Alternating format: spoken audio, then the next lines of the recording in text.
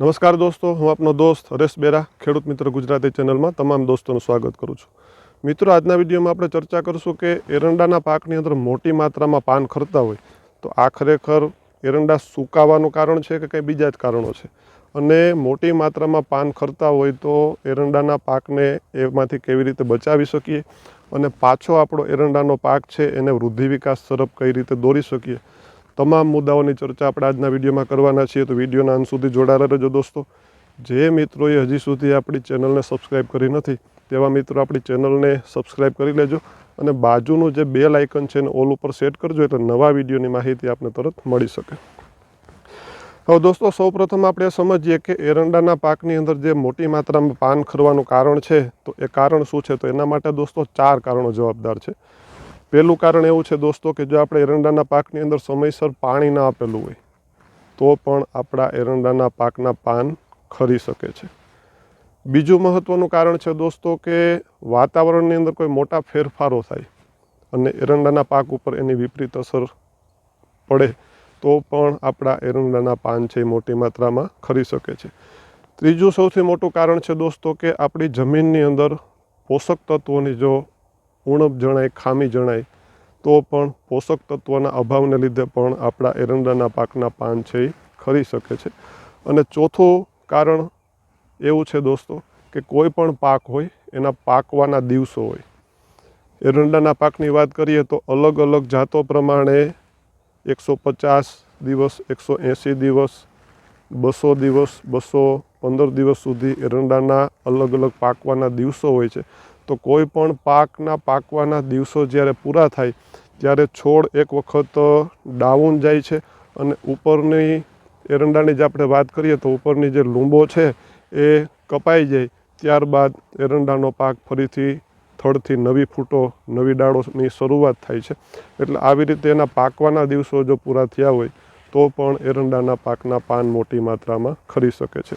આ 4 પ્રમુખ કારણો એરંડાના પાકની અંદર પાન ખરવાના આપણે જોયા.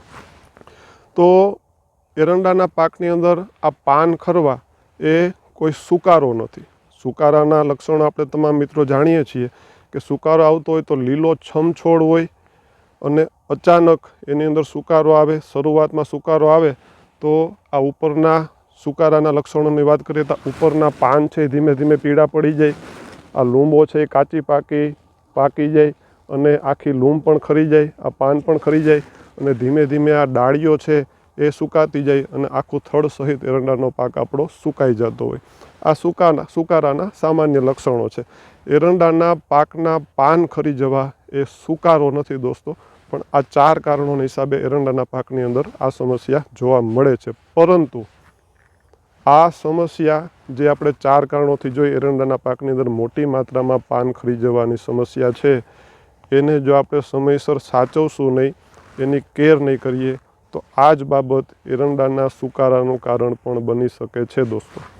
શા કારણે આપણે સમજીએ તો કોઈ પણ પાકની અંદર એનું જે પાંદ છે એનું રસોડું છે, સૂર્યપ્રકાશ દ્વારા આ એરંડાનું પાન ખોરાક બનાવે છે અને એ ખોરાકથી આપણી એરંડાની જે લૂંબ છે, માળ છે, એને પોષણ મળે છે.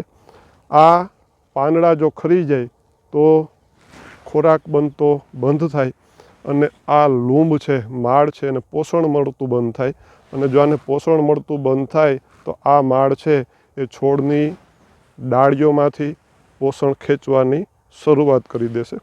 એટલે આ બાબત અંતે પોષણ ઘટવાના હિસાબે આપણા એરંડાના પાકની અંદર સુકારાનું કારણ બની શકે છે.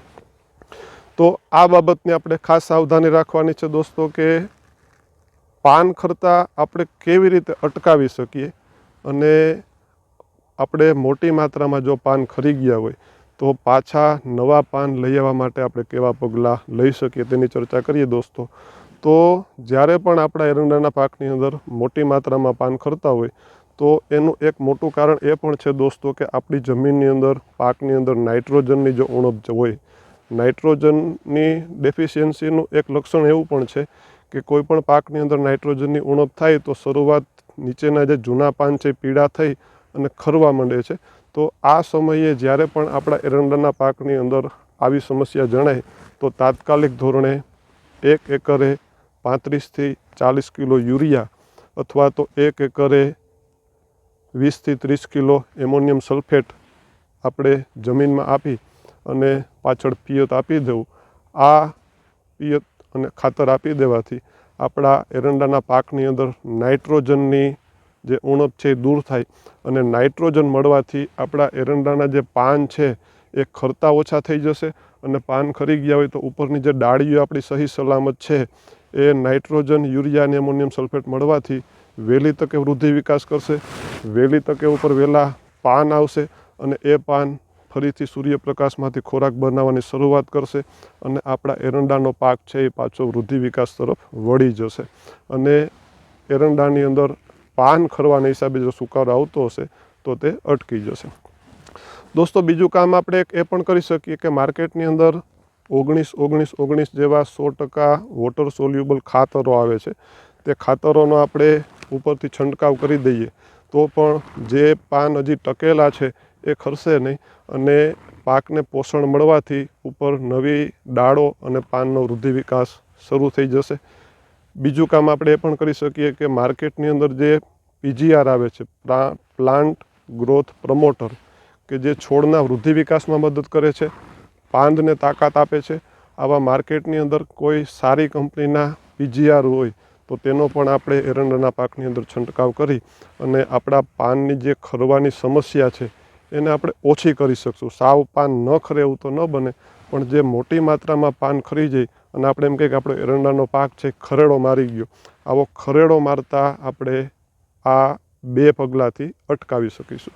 દોસ્તો, માહિતી બીજા એરંડા વાવેલા ખેડૂત મિત્રો છે એના સુધી પહોંચાડવાની ખાસ મહેનત કરજો, જેથી તે મિત્રો પણ આ માહિતીનો લાભ લઈ અને પોતાના એરંડાના પાકને બચાવી શકે અને એમાંથી વધુમાં વધુ ઉત્પાદન લઈ શકે.